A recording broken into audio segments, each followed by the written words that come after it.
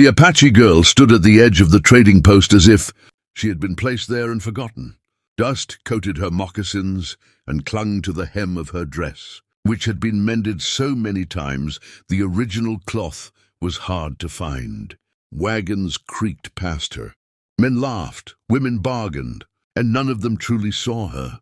Their eyes slid away the moment they noticed who she was, as though looking too long might invite trouble or guilt. She had learned not to expect kindness here. Kindness was a language no one bothered to speak to her anymore.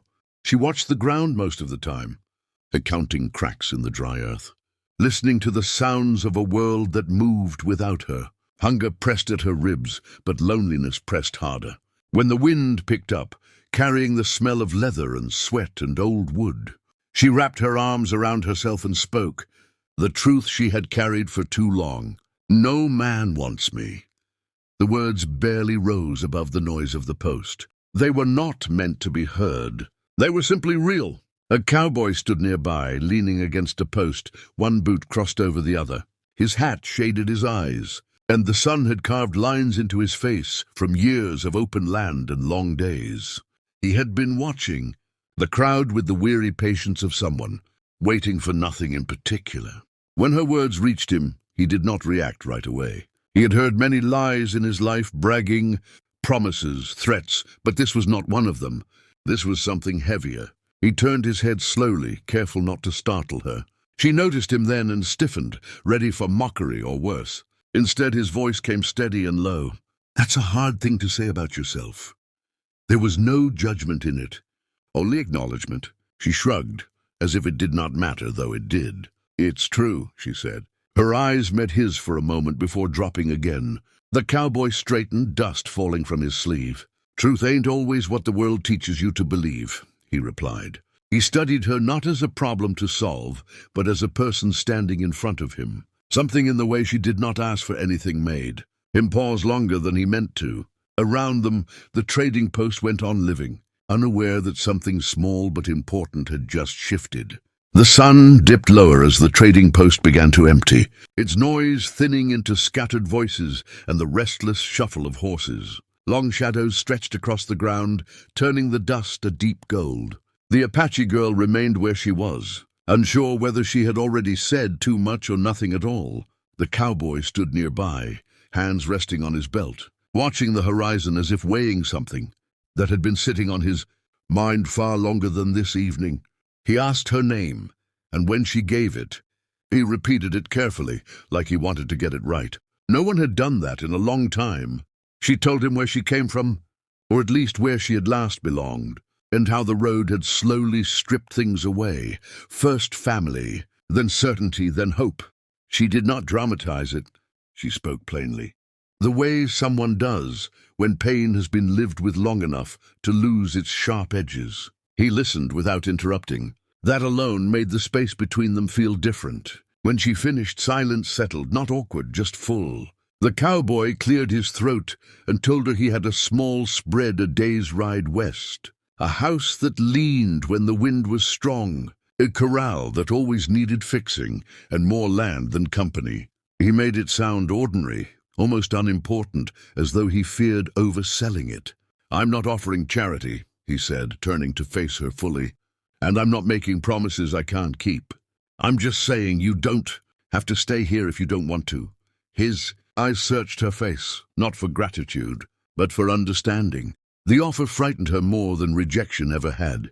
Leaving meant trusting. Staying meant surviving another day exactly as before. She glanced at the people packing up their wagons, at the buildings that had never opened their doors to her. The choice pressed heavy in her chest. As the last light of day faded, the cowboy led his horse closer and loosened the reins of a smaller, gentler one beside it. He waited. He did not reach for her hand. He did not rush her decision. That patience made her throat tighten.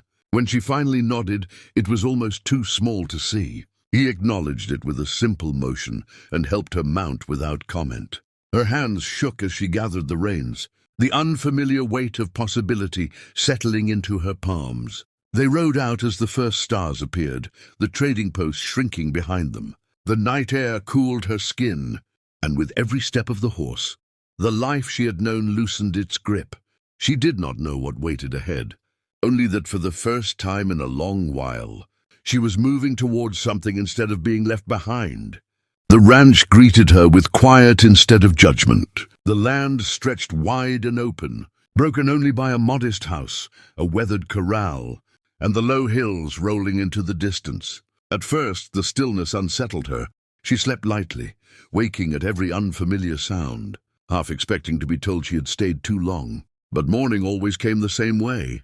Soft light through the window and the smell of coffee carried on the air.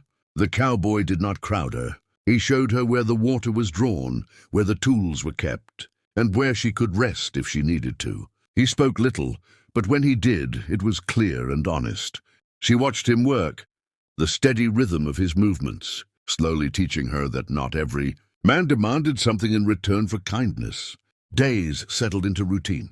She learned how to repair small tears in leather, how to guide the stubborn mule without force, and how to read the sky for signs of changing weather. In return, she shared what she knew, how to soothe aching joints with crushed leaves, how to track quietly, how to listen to the land rather than fight it. Their conversations grew in pieces, built from shared labor rather than confessions. Some evenings they sat on the porch without speaking at all. The silence here felt different from the silence she had known before. It did not threaten her. It allowed her to breathe.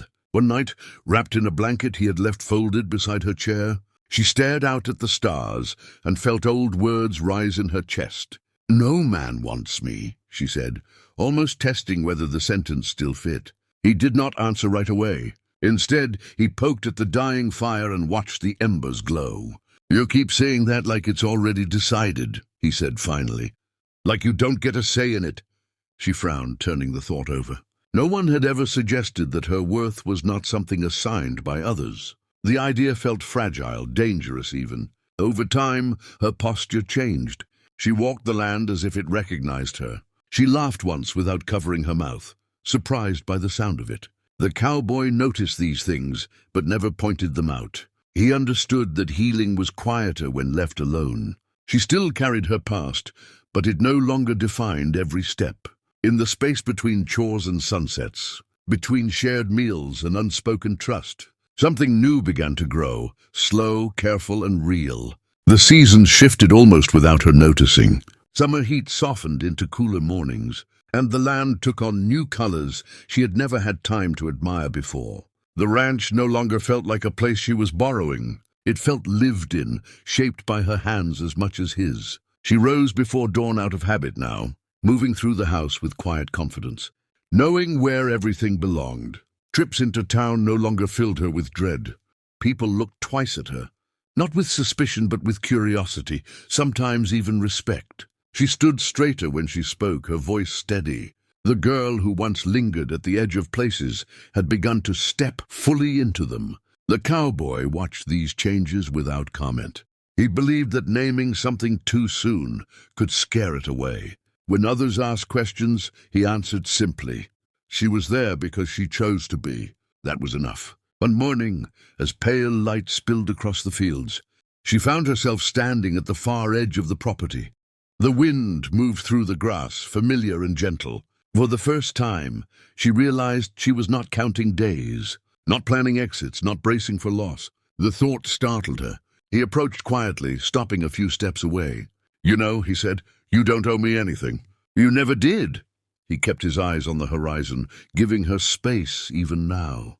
"I know," she replied.